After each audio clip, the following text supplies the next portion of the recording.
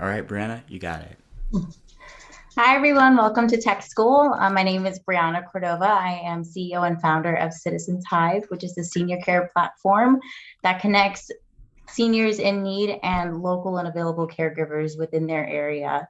So if you think of Bumble and Airbnb meeting together, it's sort of that type of platform. So that way seniors can get the care that they need in order to thrive. Today, we have Professor Clark and EPM Pro Matt Budd speaking to us about financial planning and analysis for founders. So I will pass it on to you, Professor Clark. Thank you very much, Brianna. And I appreciate Curling giving us the opportunity to just chat a little bit about finance and startups. I find as I teach classes, this is one of the most challenging topics for students. And so I thought it would be a good discussion on Tech School today.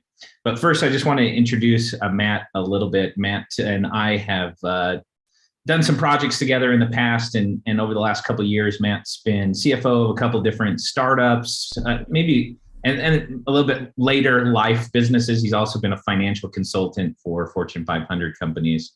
So I'm bringing on the expert to help within the financial discussion. Anyway, Matt, anything else you want to add? Talk a little bit about your background. Yeah, so I originally started kind of accounting and finance, right? So spent a lot of time doing models and different financial planning models and Excel and all sorts of different technologies. And there tend to be a lot of the same problems across lots of organizations. And as the organizations got larger, the problem became bigger and harder to manage, right? So so I did that, and I kind of switched to technology, later in my career when I realized that was my passion, right? So I did some CFO work implementing technologies, and then I found that I just wanted to implement technology, right? So I ended up switching to just software implementation, doing different enterprise performance management, which is the industry term for financial planning technologies, right? And there's a lot of technologies out there, and there's a lot of challenges with the existing technologies, and there's a lot of good solutions. And I'm very well versed and experienced in different tools and kind of understand the space. Now at this point, I just work on projects for clients. I've worked for Fortune 500s, a few of them doing implementations for solutions, including Microsoft and some other ones. And now I just kind of go around. Thanks, Matt. Well, I thought it would be a good conversation, just talk about kind of the financial plan modeling for startups, because like I said, one of the challenges that I often see with students is that they struggle with financial concepts and modeling. And it's one of those things that, from experience, you think it's fairly simple, but those without experience find it very difficult and hard to understand. And as we talk with, especially I talk with a lot of business students, and I worry a little bit, and even maybe some of the founders here on this call or listening to it on YouTube will have the same experience. I worry because when I think of financial models, and I'll just throw this slide up really quickly, it's just this idea: finance is the language of business. When we talk a lot about pitch decks, we talk a lot about talking to customers, but in the end, all of your assumptions, all of the things you're thinking about have to end up in a financial model, because finance is the way in which we describe the opportunities that we're trying to pursue as founders. And so it's a really important language to understand. As an entrepreneur, you have to be able to understand this language. And this is where people struggle. We spend a lot of time talking about other types of presentations, et cetera, but not as much time working on financial models. And so I find it very important. And so I thought we'd have a kind of a discussion, and Curling, feel free to jump in. But we wanted to talk a little bit about the different topics within kind of financial models. So there's a bunch of ratios and KPIs and things here, but we'll get into a little bit of that. But I wanted to start off, and maybe Matt, you can bring up, you mentioned this, and it says, what are some of the big problems that you have seen with organizations when it comes to modeling? Like, what are some things that have stood out to you that are challenges to any organization. Yeah, so you got me thinking a lot. So I kind of want to kind of keep this as much as I can as a discussion, because I think like you got me a lot of good thoughts going on in my head just from your introduction, right? So I think one of the challenges you see is like when people go into business school, it's like, here's accounting, right? And you learn, GAAP accounting, which is all the technical ways that you measure businesses, right, on a monthly basis. And those are very valuable for a lot of reasons, but they're not the only way you measure finance, right? And we all know this. And we get into finance, and they tend to like focus on the stock market a lot, right? And so then it's quite the disconnect from accounting, the accounting language to like the stock market language. And there's this whole area within the business that's probably the most critical part of finance that doesn't get a lot of attention. And I think of like looking at this slide here, break even, burn rate, customer acquisition cost, valuation.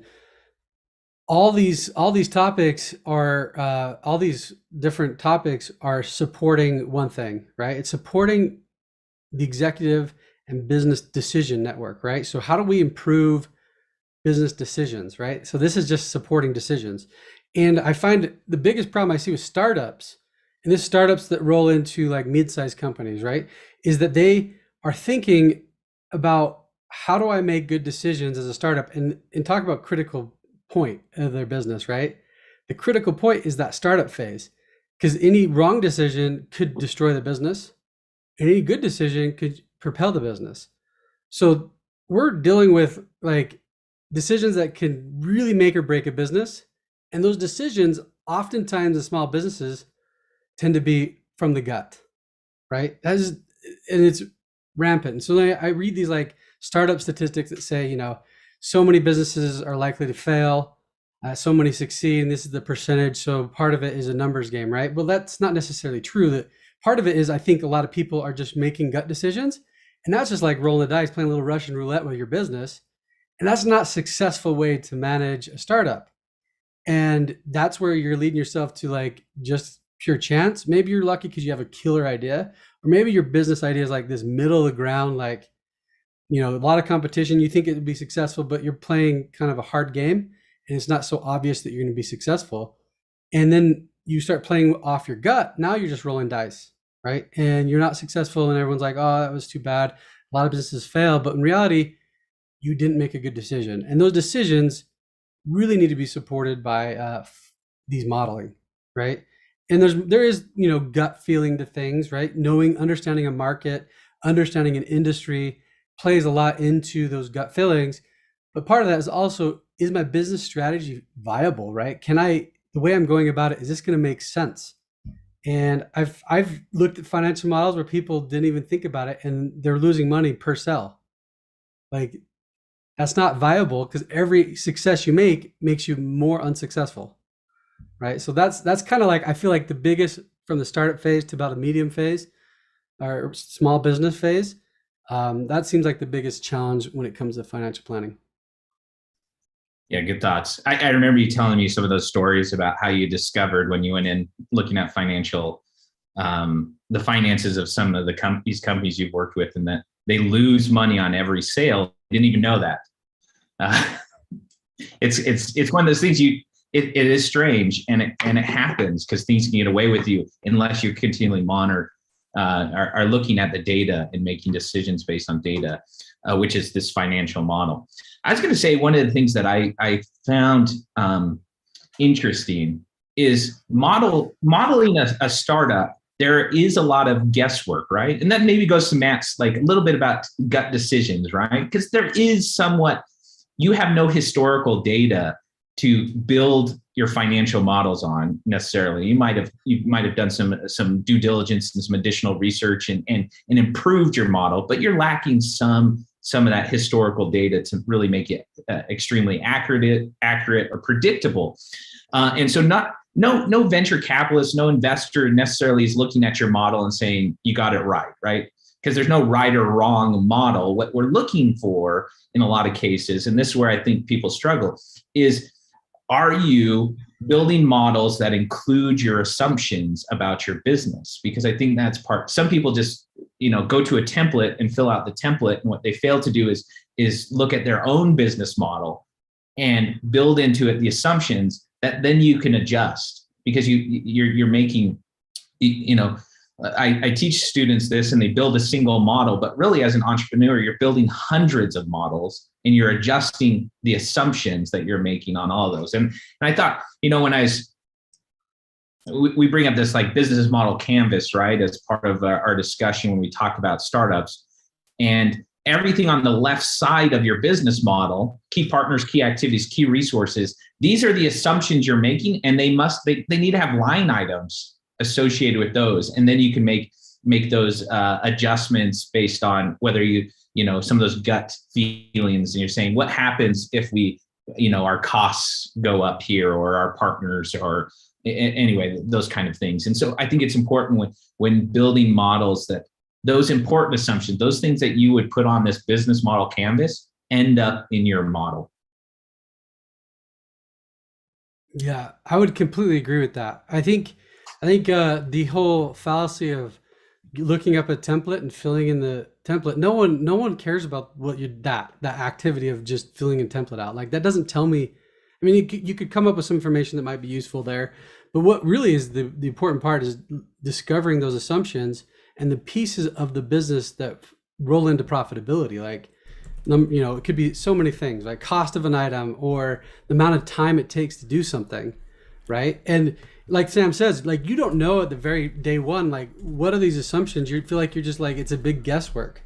And the thing that got me, I kind of started laughing because I was trying to think of like analogy of what startup is like, right? And if you guys have, it's a funny analogy, but it's really like life, right? A little bit like startup is. Have you guys ever seen the video game Fortnite? Right? Like, I'm sure everyone's heard of it. Right? I was just talking to my daughter about that. Yeah, and I dabbled with it a little bit. And I one of these days, me and Sam's talked about playing, but so you have like the what it makes me think of is like you're building as you're running at full speed, right? You're not, and this is what startups like. You don't know when you enter what your building is going to look like, and half the time you're running at full speed and you're building your building, right? And if you've seen the game, it's like the buildings end up being hideous and whatnot because there's no plan. But that's not the point. The point is, you have to make quick adjustments as you're going against your opponents, which are other businesses.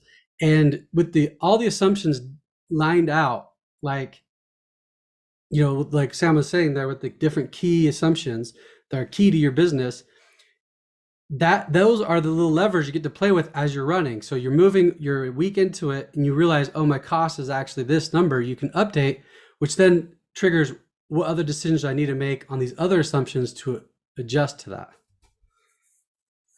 Yeah. So, yeah. And another thing that is a common topic, I think is important for early stage founders, is just this idea of how much money do I need to make this business go, to have the opportunity to make it. And I think there's two parts to it. And the first part, I think entrepreneurs understand fairly well, and that's kind of the capital expenditures, these one-time costs, that these investments in a sense that you're making, whether it's buying equipment, whether it's buying buildings or a software product or something of that nature that might have, in terms of capital expenditures. Maybe it's building your first prototype. There's certain expenditures you're going to have these to do. People most of the time understand that, but when modeling, the other part that we always have to remember is that most startups don't make profit for months and potentially years. And what I see entrepreneurs fail to do a lot of times is to account for their losses on a monthly basis so that they can seek out the financing they need. And this, I think, important part of it is that's, I think, one of the more important challenges is how do you don't want to run out of cash when you're halfway through your venture. You're just getting started, and 6 months into it, you run out of cash. You didn't even get a chance to see what could happen, right? And so I think planning for that is important. Matt, have you come across any tips, anything for managing cash? That's a challenging one. I mean, one thing that got me thinking is the better you plan for the cash, right? Which cash comes, that conversation is really some like an extension of what we're talking about. You're modeling your monthly, your operating expenses, right? How much it costs to function on a monthly basis. And then you have to have some understanding how long it takes before you start breaking even, and, so you have to really think about that. But what the importance, one of the importance to the entrepreneur that you got to think about why this is so important is uh, when you run out of cash, your negotiating power goes far down, right? Like if you had a plan and you knew you had enough money and it lasts as long as you need, you go to a venture capitalist. Now you have the negotiating power to say, no, I'm going to go with this other guy, or you have time. But as soon as you start running out of cash, and I've seen this over and over again, you end up at the mercy of these guys, and you lose so much just because they know that you're at their mercy. So then you end up losing equity, you end up losing so much stuff, and which could have been avoided with a little bit more diligent planning up front, which leads into better financial models, better thought in your financial models. Don't just fill out a template. Think about what drives that business forward, and what drives the expenses, what drives revenue, and then really plan that stuff out and adjust it as you go. So you're not that guy who's like just on the floor begging for money because your business is about to go under and all your life savings or your assets are going to get taken over. That's something I've seen people lose their entire business, right? Because they didn't manage their cash. And that's important. And there's probably, you guys are going to look at your own financial model and see what makes sense. But remember, there's lots of sources of cash. There's not just, it's not just venture capitalists or angel investors. There's debt financing. There's other things that you can do. Bootstrapping is always, I think, a recommended approach for a lot of early stage startups. So you don't get, valuations are hard to determine. There's also, you don't want to get caught up in early stage debt is going to have personal guarantees and things like that. And so bootstrapping a lot of times makes sense, but then it goes back to the model. How do we keep our expenses low enough so that we can bootstrap? And I have to talk to students, and it's like, you might build a financial model where you have all the cash you ever needed. And how would that business look in your model? Now, trying to model the same business with no cash, or, no extra cash. And what does the business look like there? It's most likely happening out of your garage, stealing the neighbor's internet, and doing those kind of things, really, so that you can have, again, it's building multiple models and understanding, here's what we could do if we had financial backing. Here's what we'll do if we don't, but we have both models so that we can make decisions, and we can even get started in a lot of cases because we understand that we can do it at a low cost method. Maybe it's not as good, and that's fine to start, but again, bootstrapping always helps. I love that, Sam. Matt, Sam, we got our first question. Stuart, you can unmute yourself for this question. Cool. Can everyone hear me? Yeah. Awesome. So Matt and Sam, I just had kind of a general question, and Sam actually touched on this just briefly when he mentioned debt financing. I wanted to know, what are the appropriate conditions in your guys' opinions of when it's a good time to debt finance and grow? Because I know a few entrepreneurs have used that in order to expand because they had a franchise model. But I want to know, in other circumstances, when is it an appropriate time to debt finance? I mean, that's a great question, right? Because it's always this balancing of risk, right? So how much risk you're willing to take. And usually debt financing tends to be cheaper, right? In the long run, right? But then it also can take on some risk that you don't want to take on necessarily, right? Personal assets being leveraged, and where equity, it's like you're not taking that personal assets necessarily. So I think obviously there's the cost component where you're going to say, okay, what's more expensive? And typically in a long run, you're going to the debt's going to be cheaper, right? So I would lean towards debt if you have the risk profile is not like crazy, right? Like if you're taking on way too much risk for that debt, like I would rather not sacrifice. So I guess I don't remember where this quote comes from, but someone probably knows, is don't risk what you can't lose, right? So And me as I'm 37 now. There's stuff I just can't lose anymore, right? Like I've got kids and stuff, right? So I'm not going to go risk all these things uh, because I can. I'd rather go pick up an equity partner, and that's like the startup phase. I would be thinking more on an equity partner than I would be thinking debt, and just because I'm not willing to risk what I cannot lose. Um, but then once you get more established, then now you have things, they're going to start leveraging your assets of the business, which become less likely to lose. There's revenue being produced. So I think it becomes easier to start using some debt financing, AR financing, low risk stuff where you're not going to necessarily lose it. But like risk, like taking debt financing on my house and all my assets, that gets a little more hard on me. So I would be starting with equity, moving to debt later to just lower my cost of capital. I think to each one is a little bit different, but that's kind of my approach. Yeah, I would say a couple of things there. One, kind of going a little bit on Matt, when we talk about, for example, SBA is an asset-backed lending program, right? And so when you go to a bank and you get an SBA, you're going to have to back that loan with all of your personal assets, your house, whatever you might have. They're going to look at that. Whereas traditional bank financing is going to be a revenue-based plan where they're going to look at what is the conditions of the business. Are they able to repay the debt that they're accumulating? So there's different types of debt. I mean, you have credit card, which is unsecured debts but high interest, those kind of things. And so there's lots of options of debt. I typically,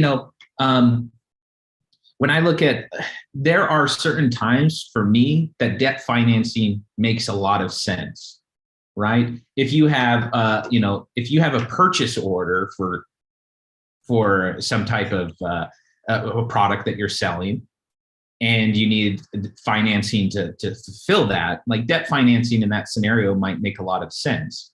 If you are needing to pay your employees, which is just has some in a sense a form of consumption, like that might not be something I look forward to debt financing, because unless that quickly turns to assets that we can sell, that would be a little bit more challenging. That you're financing the development of your software using debt, and you're not going to make a sale for 6 months. Like I think that's where Matt's getting to that's a high risk proposition that you're putting on yourself, that like if something goes wrong. Whereas there's low risk things that debt financing makes a lot of sense for. Yeah, And it and comes down. I'm not of the mindset of like YOLO, right? Like don't do businesses in that method, that mindset of like YOLO, right? Because that's a lot of startup cultures like let's just YOLO this, right? That's not smart. That's gonna risk too much on your end, and like there's other ways to do it. Having 100% of zero is nothing, right? 100% of $100 is very little, right? So it's better to sometimes to say, okay, I'm going to have 50% of $1 million is a lot better than 100% of zero. So those are the kind of things I look at as having a high percentage of nothing is nothing, and don't risk things you cannot risk. Those are the kind of parts I like to kind of think about from a personal level. And then there's the cost component, and then like Sam says, like a lot of times there's just assets you need to finance. Banks are easy to give you money in those regards. When you got a purchase order, like yeah, let's finance that, right? So those are less risky, right? And that's the way I would go about it. I was going to add one, but now I'm blanking out what I was going to say. Oh, I was going to say the other piece I think that's important with debt is managing cash flow, right? So lines of credit are useful as long, again, as that you're paying those lines of credit off as quickly as possible, because sometimes you need to have lines of credit to manage the ups and downs of cash flow. And I think it's important for every founder to build some credit for themselves and for their business, so they can access these lines of credit or these bank financing a little bit easier. Because as Matt mentioned, it takes a lot of time to close financing. And so if you're running low on cash and you haven't planned far enough ahead, again, your bargaining power goes to zero, and you're begging for money. You're not going to get very good terms. And so having some of those things prepared for up front in case you need to use something for, say a line of credit for 3 weeks while you're waiting for a payment to come in. Like those, I think, would be important financial decisions that you would want to make early on. And one last thing it got me thinking again is when we talk about different phases of your business, it has different choices you want to look at, right? And different industries. Like if I'm a manufacturing business, I'm going to be thinking differently about how I finance my business versus a tech industry, right? So I think of like if I'm a startup and I have a software and I'm at a $20 million company, I know that my business is based on, a multiple of revenue, right? So I know, okay, maybe I'm at 10x of revenue and I'm at a $10 million business. That's potentially $100 million valuation. And then you've got, if you're manufacturing and not like, and it's commodities, right? Now you're dealing with like, they're not going to look at multiple revenue. That's too high of a risk for them. So then you have a different outlook on what you were willing to raise, right? So if you're at a $10 million software company, your valuation potentially is $100 million and you want to grow that to 300 million, maybe getting some equity because 100% of 100 million is less than 50% of 300 million, right? So different phases, different industries have a huge impact on what you want to do. Also, the other thing to consider is like if you're doing a startup and it's growing, doing really well, sometimes it is a good decision. Selling is not always a bad decision because as a startup guy, you're probably not the best at running big businesses, right? And that's just a fact. So I was going to say one other source of credit and capital that people often forget is, you're going to have suppliers and partners within that are likely, if they see your potential as a business, then they might also be a source of funding, giving you terms that are favorable. I was talking to I brought a couple of people together and they were doing something in the water action sports, like surfing industry, right? And it was a retail type setting with consumer products. And it came up that basically they sold for a season, say 3 months, summer, when these water sports are popular, and then on lakes and things like that. They sold for summer, and they were able to find terms where they didn't have to pay for those 90 days. So they could receive all their products, spend the entire summer selling, and then at the end of the summer, their payment came due. And so, in terms of financing that business, it became very easy because the suppliers were giving favorable terms that allowed them to turn over their assets quick enough to make the payments and to generate their profits. And then they would shift to the southern hemisphere and do it all over again for their summer. So anyway, that's just another idea that we often forget. Sam, Matt, Tripty had some good feedback offhand. Tripty, do you want to give some feedback? She had actually, I think Matt and Dr. Clark really nailed it. It was just some other reasons why debt might be favorable. And then also, as you're looking at specifically the tax deduction on the interest and fees on venture debt versus if you were to take a personal loan. So while I agree with Dr. Clark, bootstrap as much as you can. If you need some extra assistance and you have a reasonable debt to equity ratio, or you have a reasonable perspective that you're going to do XYZ in the future, you actually are better off getting venture debt than you are pursuing other paths. So really it was just for that, VCs are going to look for, I want 20% month over month growth, week over week growth if your customers, blah, blah, blah, right? If you don't have that, if you have down revenue, if you had some issue happen, what you really don't want to do is to get a bridge loan, because that's usually, it's a red flag. It's an indicator that you need money, you need it fast. And to Matt's point, now you're going to be subject to scrutiny and also less favorable terms on your negotiation. So avoid a bridge loan, get venture debt. There's a lot of other opportunities with that, and it doesn't prohibit you from seeking capital later on.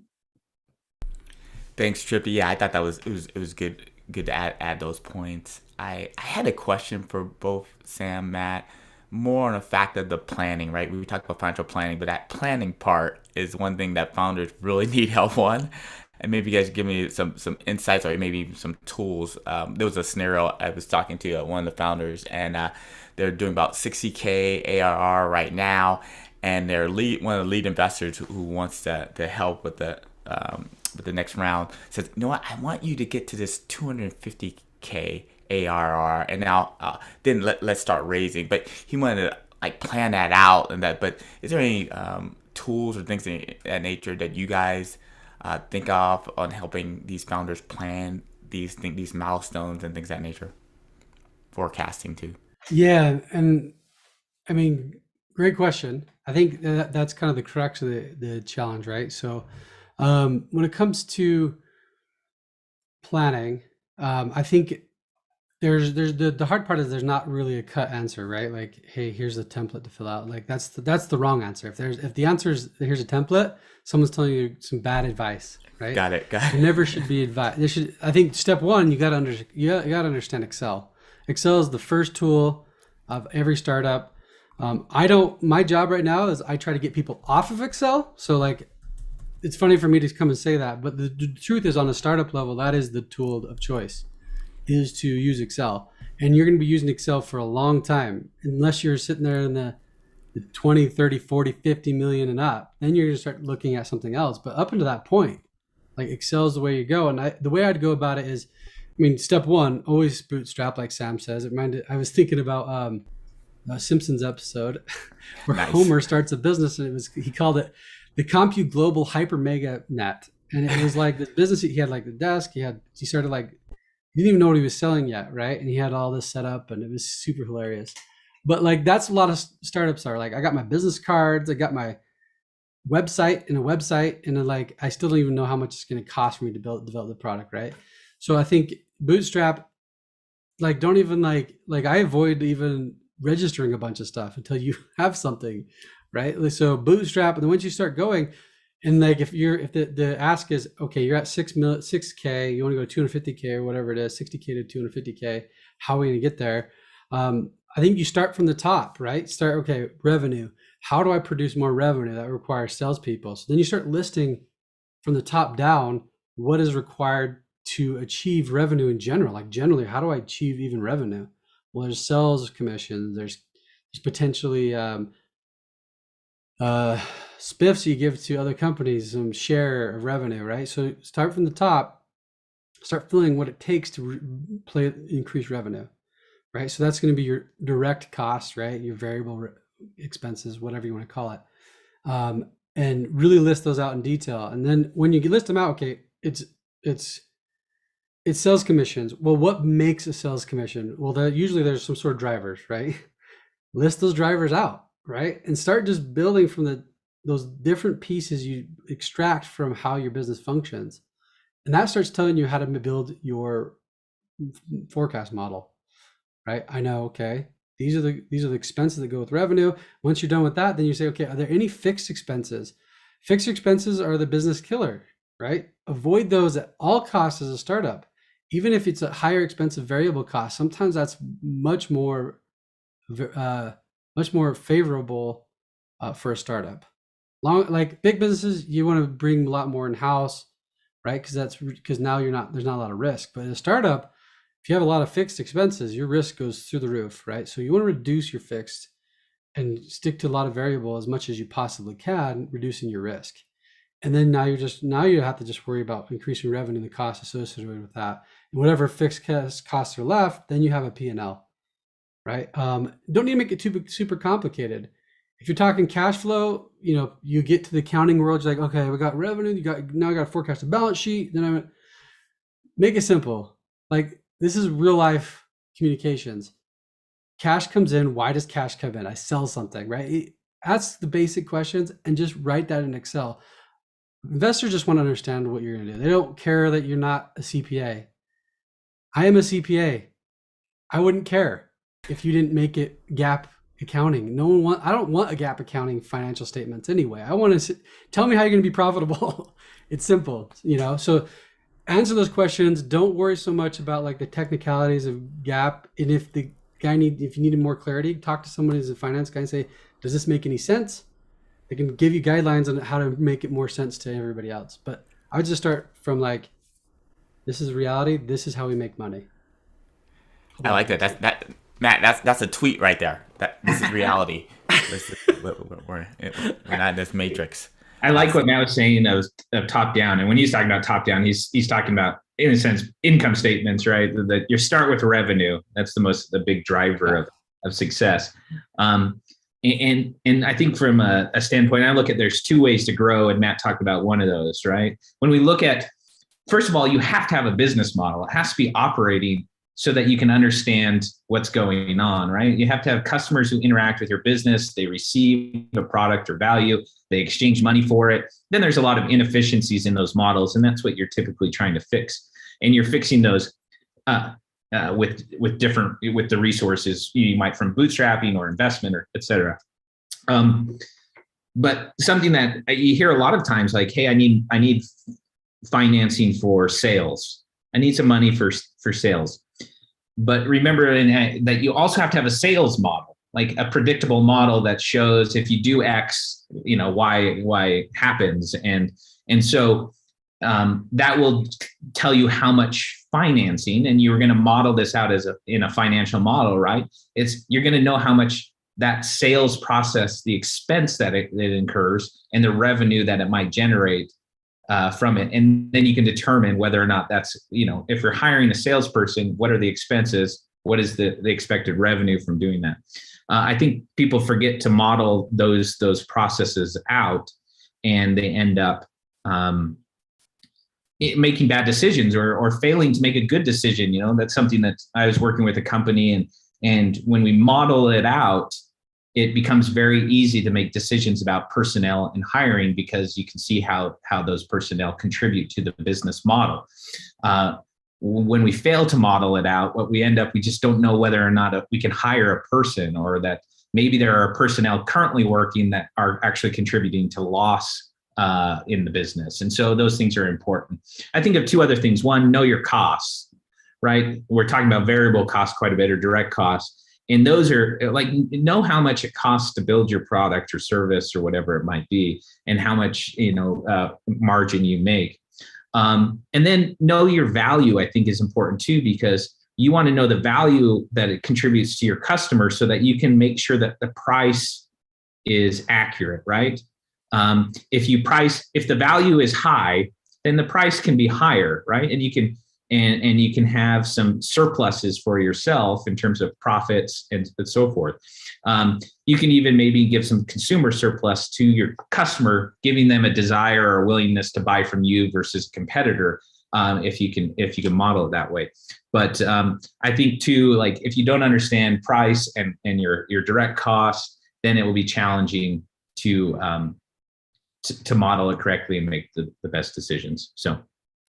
Yeah, and when it comes to determining your market too, I remember being a student, like, it depends on where your background. If you grew up in an affluent home, you maybe have a different point of view than I grew up kind of not affluent whatsoever. Sam knows, we know each other for a long time. So you have this thought, like, what is your value or the value of this product? And you have it in your mind based on your personal experiences of life. And you say, okay, this is worth $50, but maybe your market is like high class, right? And thinking about what do they value it as, and you got to step back out of your personal lens, right? Like, this goes into so much mistakes that we make, right, in all of life, right? Step out of ourselves and say, okay, how is the other person viewing this, and trying to get an idea of that pricing model. And then you say, okay, maybe this is worth a lot more than I thought.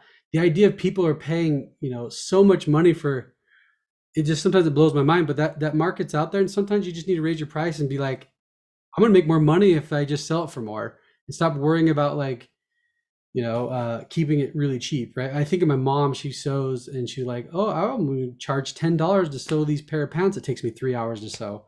Like, what are you doing? Like, such a waste of time. Like, why would you ever do that? But that's just from her perspective. And she thinks it's dishonest to charge more. And I'm like, no, people are willing to pay more. You should charge what they're willing to pay. Not, and it doesn't matter how long it takes you. Like if it takes you 10 minutes to sew these pants and you charge $100, don't feel like that's dishonest. That's not dishonest. If they think it's valued that, then that means you're being efficient. And that is, you should be rewarded for being efficient, not being punished for being efficient. Right. So That's a great story, Matt. Yeah, my mom sews too. Joanna's mom sews. Yeah, they have this whole thing like, oh, this is this. But yeah, this is value play. You definitely have this value proposition, right? Yeah, and it's kind of a little bit different than knowing the price. It's really more important to know the value. The value. What they value it as lets you to adjust the price, one, so that you can see whether the price exceeds your expenses, your direct costs. If that doesn't play out in your model, then just stop right there. If people aren't willing to pay more than what it costs, then that's not going to work. But it allows you to adjust it up and down to incentivize demand or to increase your profits. And so understanding the value is more important than maybe like even just understanding your costs alone. Because some people say, well, it cost me $1, I'm going to mark it up. That's maybe a little bit like Matt's mom, right? It takes me too much time. So in a sense, it cost me 3 hours of time and I mark it up from there. But what it fails to do is include what people would be willing to pay for it, what they value that at. Yeah, I like that.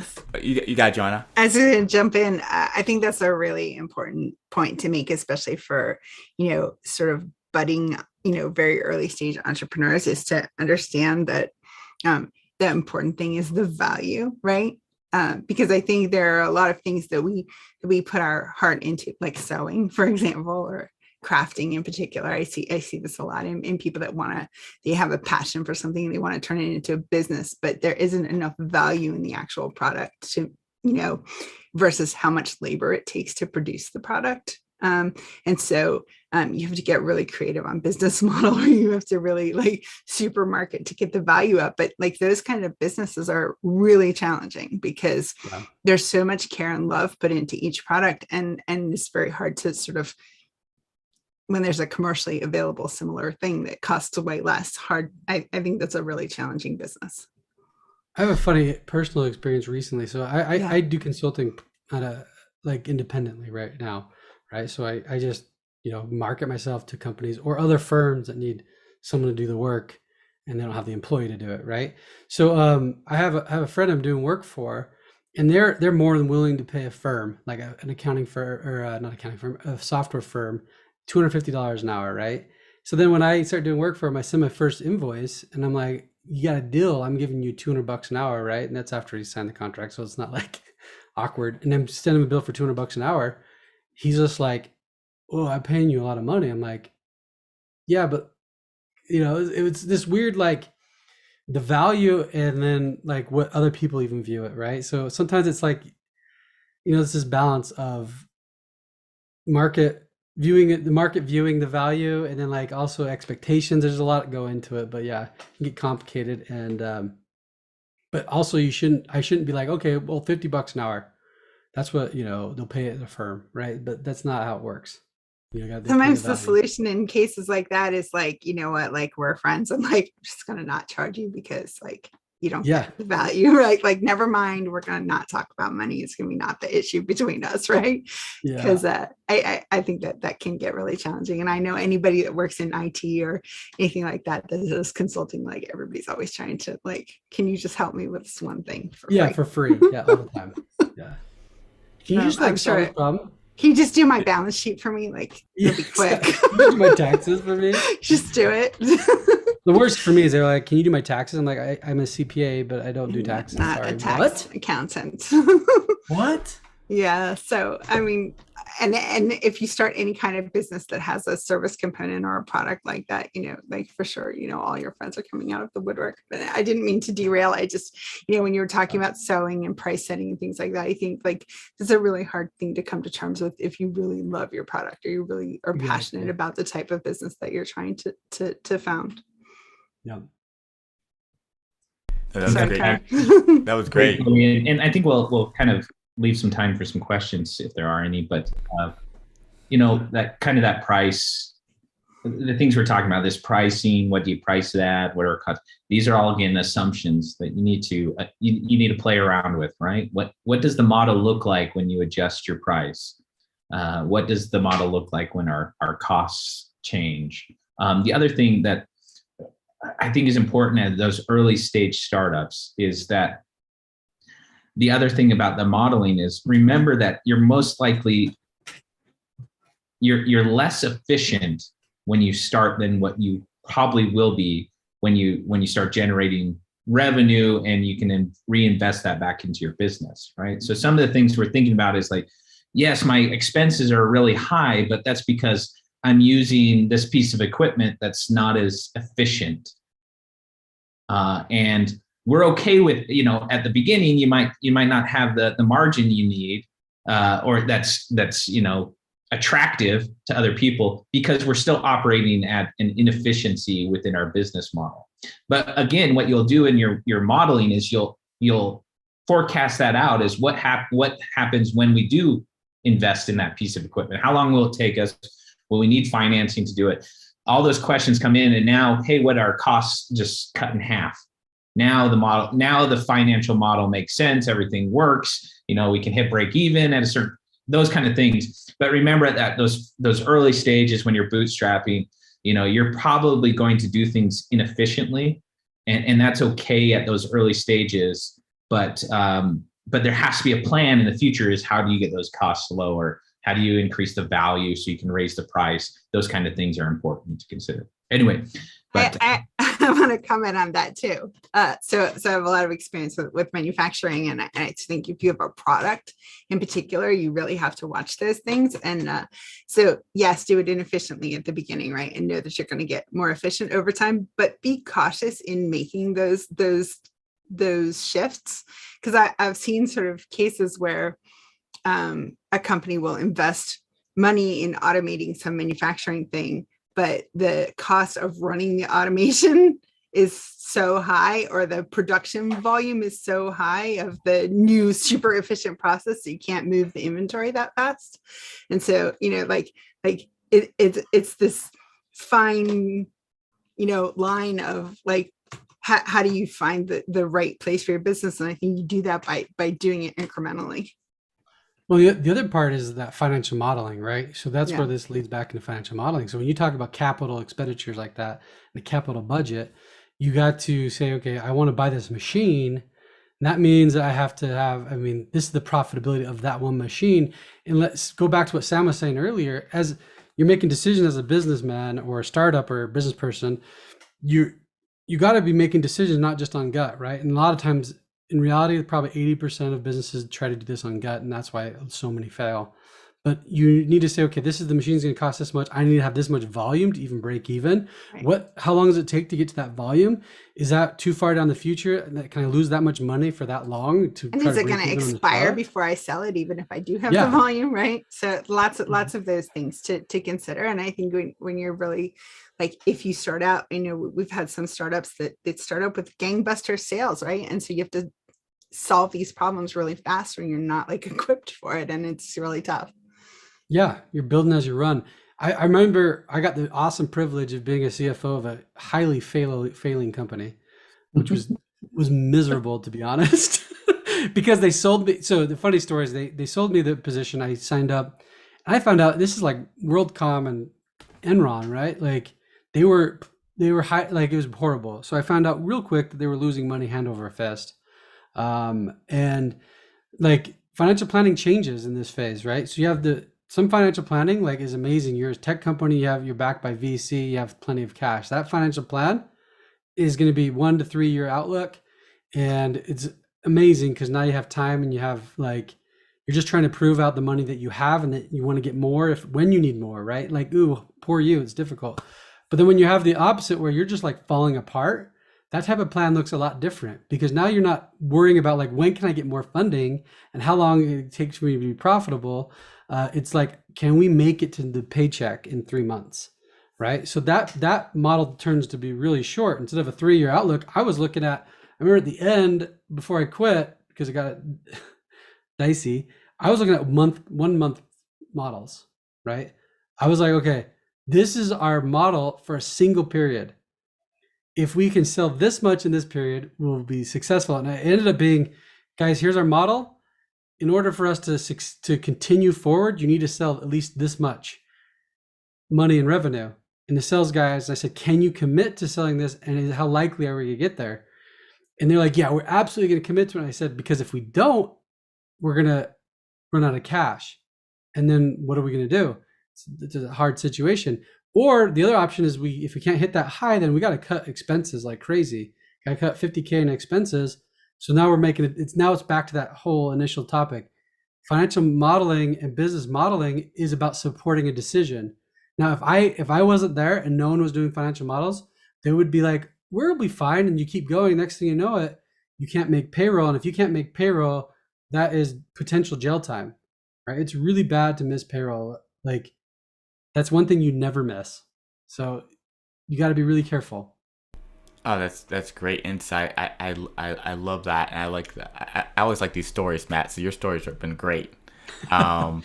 Sam, we have a question from Brianna, one of your students. Brianna, you want? This is really a relevant question.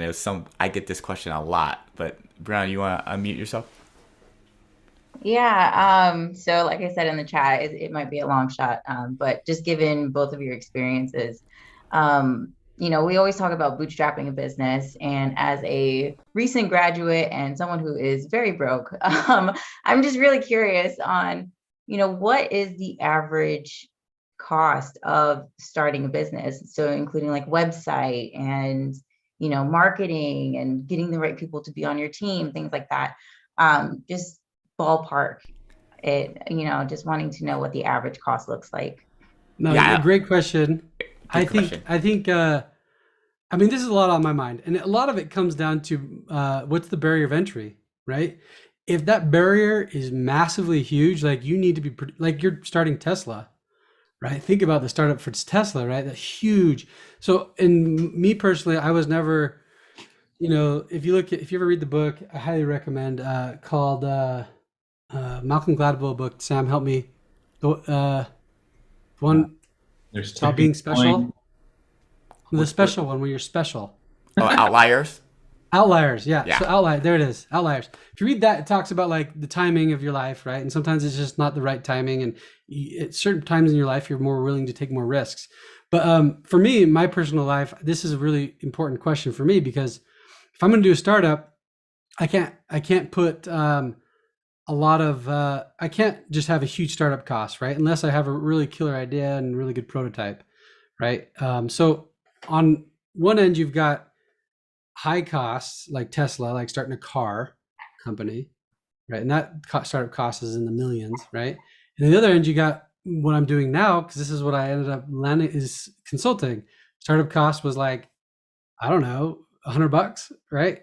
But in order to get to that point where I can do consulting, it took 15 years of like getting experienced with the customers and business and understanding the technologies to be able to do that type of consulting, right? So there was an investment in myself and my education that made it so I can have a startup cost of $100.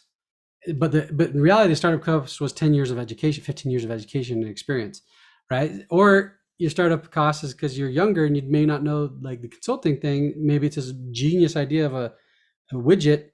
That startup cost might be a lot more expensive because now you have to deal with like all sorts of other things, right? Or you have a rich family member or whatever. I think in tech companies can be low entry, right? Like that's the things that I get drawn to, because you can bootstrap a tech company really easily if you have the knowledge. You can't bootstrap a manufacturing business of widgets very easily, unless it's like a handcrafted thing, right? And then maybe that's how you start handcrafted, lose money for a little bit until you can get a prototype and then mass produce. Sorry, I didn't really answer that well. Like, no, I think it was good. I like how you gave the range, right, from Tesla to consulting, because a lot of my other founders done consulting, even myself, but net zero, we were all consultants still doing net zero, right? So that was how we like bootstrapped, but it gave us enough knowledge to do it. And I know, Brian, I know what industry you're in. Maybe we can look at what does that look like being consultant in that kind of industry. What does that look like, right, to help out these different groups, like that comfort group, right? I was going to add to Brianna, that question is one advantage we have today is that I feel like starting a business is much cheaper than it was when Matt and I started our first business. And when he mentioned software, when it comes to software, it's marginal expenses if you have the experience, right? An engineer who can build software, it's in a sense nowadays it's free. It doesn't. I mean, the software to write code is all open source, really easy to access. Server space is inexpensive, because we have things like AWS, and so those things have come down quite a bit. Now, if you don't have the experience of, say, coding your own software, then that's where the expenses. I think, Brianna, you're talking a little bit about that, right? You don't have necessarily the background. Now, there's a couple of different ways of approaching that. You can learn. That's something that both Matt and I did over those years of our experiences. We learned how to code. Matt's taught me a few things. I don't think I've ever taught Matt anything in coding, but I did surprise him the other day when I showed something new in Google Sheets that he hadn't seen before. But right, but how much does it? It's going to be based on the industry. Like Matt said, manufacturing is going to be more expensive if you have to purchase equipment. So there would be ways of going about that to help you. I still approach it as a bootstrapping idea. Most of the cases, I look at my model would say that the cost of starting the business is less than the revenue I'm going to generate. And so I look at it and say, how much money can I generate this month? Well, whatever I spend has got to be less than that, and that doesn't always work out. It might be 3 months, the revenue you can generate in 3 months. But that's how I often look at it, is just looking and saying, what can I generate? Well, then I have to spend less than that to start my business. And then go about finding ways to do that. And that's, I think, what makes you an entrepreneur, right? You're solving problems that you're creating for yourself. And the more innovative you are at solving those problems, the better. And entrepreneurs are very innovative. That's why we have interesting structures for paying employees. That's why we come up with interesting ways of building products or outsourcing services or finding help. How many times has somebody in this cohort maybe jumped on and helped you do something like that's free? A little bit of like back and forth. We'll trade some of that. Anyway, those things, entrepreneurs find ways to be innovative in the way they build their business. So I love it. Oh, if you have a few $1 million, that's also helpful. I was getting to this. Like recently, I pitched a business startup. Recently, like less than a month ago, and I met with the guys. It was a tech startup, a software idea, and the guys were not. One of the guys was not familiar with tech at all, right? Like he uses it, of course, but he doesn't know how it's even made, right? It's like wizardry to him. So I was talking to him about it, and I'm like, okay. And he's like, well, how much is it going to cost? And I was like, just in my world, thinking in my world, I'm like, what do you mean? How much does it cost? Like, I'm like, what do you mean? Like I would build it.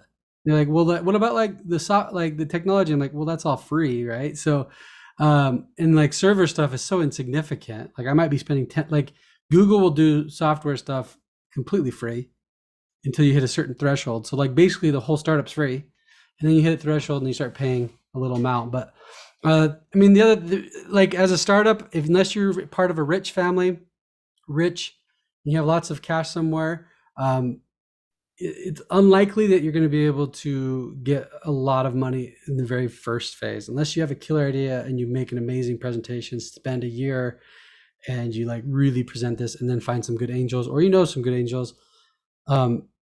It's less likely that way. What you really need to do is focus on yourself and how can you gain more knowledge and reduce those costs of startup, and really put in that financial plan and say, okay, I am reducing the cost of startup, but it's going to cost me and I'm not going to make as much money. And then a plan on how you're going to turn everything around. That's going to be your key, unless you do have like really good connections to angels, because VCs aren't interested in startups, right? So employees are hard to hire unless you have a VC or an angel, right? So unless you're rich. Are you student teams, right? And you just go slower, right? Because they don't have the experience and they're not. they're learning too. Yeah, the idea that startups are easy is just, it's not. Like, it's not. never been easy. I mean, lifting yourself up by your bootstraps has never been super easy, right? Like, you either have to be coming from money, or you have to learn the skills or bootstrap so much that you're living out of a garage or your parents' home still, right? And I'm at a point I can't do that. So I have like other things. What I pitched to these guys for the startup wasn't for any money, other than I wanted them to pay me money to build the business, and I was going to give them a percentage. That was my pitch. Right? Because I can't sit there and not make money. Yeah. They're like, oh, you're giving me a percentage and I just have to pay you a wage? I'm like, yes. I'm like, okay. So they're more interested. But I love it. That's great. Lately, our talks on tech school, I've been saying, we got to do a part 2 on this. And I'm thinking like, Sam, this seems like a part 2 piece, because there's some other things we can still unpack. But I want to first of all thank you, Matt, for coming on. I mean, Matt, I actually feel like there should be like a little info commercial. You should have like a little, well, maybe I'll put it on YouTube. I'll put like your information and things. But how can people get a hold of you, Matt? I got an email or LinkedIn. Okay. I will send you my email as well. Okay. So I'll just say it's mbud@dialedsolutions.com. Okay. So, nice. and I can send that to you. Send it to Dr. Clark. Yeah, I love all the scenarios, and I'm still thinking about my mom sewing quilts and stuff. I'm still thinking about that. That's in my head. Join us too. Professor Clark, any final thoughts too? I want to thank you for bringing this up. We know this was a gap for everybody in our ecosystem. Yeah, I mean, last thing, I think just get into Excel and put some numbers down, and I think that will help you get started. So it just takes opening up Excel and playing around and finding solutions. You're an entrepreneur, so the goal is for you to figure things out, and that's a skill that not a lot of people try to develop. And I think if you're really interested in entrepreneurship, it's about figuring out solutions and having those models in front of you. It's really going to help you make those decisions and find the right solution for your business. So spend some time in Excel is my suggestion. That's great. I appreciate you guys' time. It's been good. I mean, I got sidetracked a lot. We were supposed to talk about financial planning. We did a little bit. I can go on about way too many topics. So it's been good. I echo Sam. Get into Excel. If you're an entrepreneur, it's a requirement, right? And the skill of learning something without someone like figuring things out on your own is highly valuable, especially in the entrepreneurial world. Half the stuff I have to learn, no one's ever taught me. Yeah. I learned the keys later, but like you just got to dive in and figure it out. Use other people to help you too. That's part of figuring it out. But and that's great. And Matt, that's what with this cohort, it's a good cohort. Everyone helps each other out, so it's great. And I love how you encourage that too. Joanna said she loves Excel. Excel's her favorite. Thanks, Joanna, for your feedback. Yeah. Trippy, thank you for all the other pieces you've giving. She's been giving me all these little nuggets of articles and things. Brianna and Stuart, thanks for all the great feedback. Thank you guys. Have a wonderful holiday, Christmas, New Year's, Hanukkah, all that. I know the one thing is that we won't be meeting for the next 2 weeks. We'll be having some pre-recording that'll be pushed out on social media. But we'll see you in the new year. I believe it's gonna be like January 6th, be the next tech school. But thank you so much for everyone's knowledge and just being so compassionate with everything you guys been doing. Take care, everyone. thank you. Appreciate Bye. it. Bye.